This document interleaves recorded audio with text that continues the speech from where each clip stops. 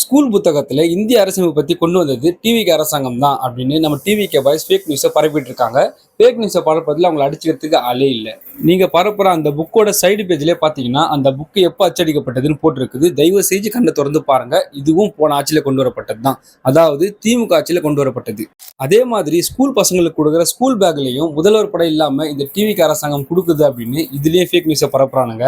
பரப்புறது தான் பரப்புறீங்க, அதுல இருக்க கலைஞர் உரையை நீக்கிட்டுனாச்சும் பரப்புங்கடா டேய். போன திமுக ஆட்சியில, அதாவது 2023 இருந்து இந்த செயல்பாடு நடைமுறையில இருக்கு. முதல்வர் படம் இல்லாம திருக்குறளும் அதுக்கான விளக்கமும் போட்டு கொடுத்துட்டு தான் இருந்தாங்க.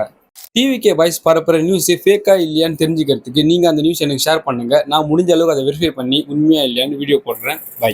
பொய்மை எப்போதும் ஓங்குவதும் இல்லை, உண்மை எப்போதும்